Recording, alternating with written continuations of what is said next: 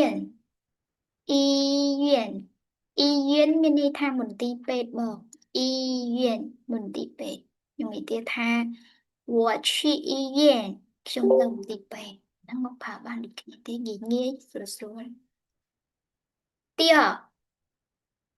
诊所诊所诊所នេះមានន័យថា clinic 诊所 clinic如果是你们医院和诊所你们想去哪个ទីពេទ្យ clinic បងតើគ្នាចង់ទៅមួយណាជាង诊所可能有点贵បើទៅ clinic អាចនឹងថ្លៃ那我就是吧第三入院入院នេះមានន័យថាចូលមន្ទីរពេទ្យឬក៏បងនិយាយជាងាយស្រួលស្ដាប់មានន័យថាចូលពេទ្យ入院比如说昨天他入院了昨天他入院了មានន័យថាម្សិលមិញគាត់ចូលពេទ្យហើយ第四出院នេះមានន័យថាចេញពីពេទ្យបង出院ចេញពីពេទ្យវិញ昨天他入院了今天妈妈出院了បងផាបានដូចគ្នា第五住院នេះមានន័យថាសម្រាប់ព្យាបាលនៅមន្ទីរពេទ្យដូចជាពេលតម្រូវឲ្យបងសម្រាប់នៅពេទ្យចំនួន3ថ្ងៃអញ្ចឹងហ្នឹងគេប្រើពាក្យថា住院比如说我哥住院3天了我哥មានន័យថាបងប្រុសរបស់ខ្ញុំ住院ស្នាក់នៅមន្ទីរពេទ្យខណ្ឌពេញមើលជំងឺព្យាបាលក៏បានដែរ3天了មានន័យថាបងប្រុសរបស់ខ្ញុំស្នាក់នៅមន្ទីរពេទ្យមើលជំងឺ3ថ្ងៃហើយទីលាវ诊断នេះមានន័យថាធ្វើរោគវិនិច្ឆ័យនេះតើតើមួយគ្រូពេទ្យទេបង诊断ធ្វើរោគវិនិច្ឆ័យ医生诊断再诊断对不起他的病មានន័យថា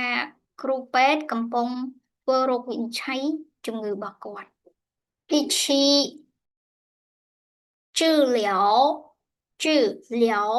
療នេះគឺព្យាបាលដងព្យាបាលជំងឺនឹងឯងបង治療ព្យាបាលជំងឺទី8手術នេះគឺការវះកាត់比如说他要做手术了មានន័យថាគាត់ត្រូវធ្វើការវះកាត់ហើយអ្វីនេះថ្លៃ手术费មានន័យថាថ្លៃវះកាត់ចឹងខ្ញុំសូមអានឡើងវិញវិច័យទូទៅទៀនទី医院ទីពេទ្យ第二诊所 clinic 第三入院ចូលពេទ្យ第四出院ចេញពីពេទ្យ第五住院សម្រាប់ព្យាបាលនៅមន្ទីរពេទ្យទី6诊断ធ្វើរោគវិនិច្ឆ័យ第7治療第8手術ការវះកាត់昨天他入院了ម្សិលមិញគាត់ចូលពេទ្យហើយ我哥住院看病3天了对不起哦我写拼音错了មានន័យថាបងប្រុសរបស់ខ្ញុំស្នាក់នៅមន្ទីរពេទ្យមើលជំងឺ3ថ្ងៃហើយ医生在诊断他的病គ្រូពេទ្យកំពុងធ្វើរោគវិនិច្ឆ័យជំងឺរបស់គាត់他要做手术了គាត់ត្រូវធ្វើការវះកាត់ហើយ手术费ថ្លៃវះកាត់ ជូតសក់នេះមានន័យថាចាក់ថ្នាំប៉ុន្តែភាគច្រើនគឺបងឃើញតែពាក្យថាតាចិន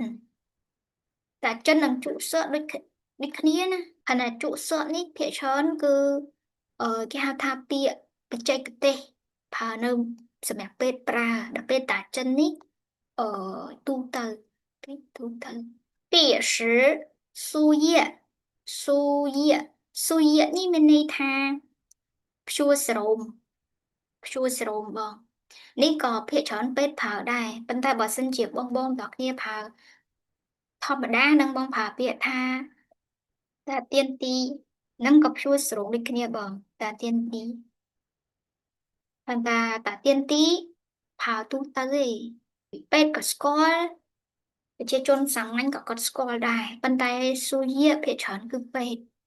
បានស្គាល់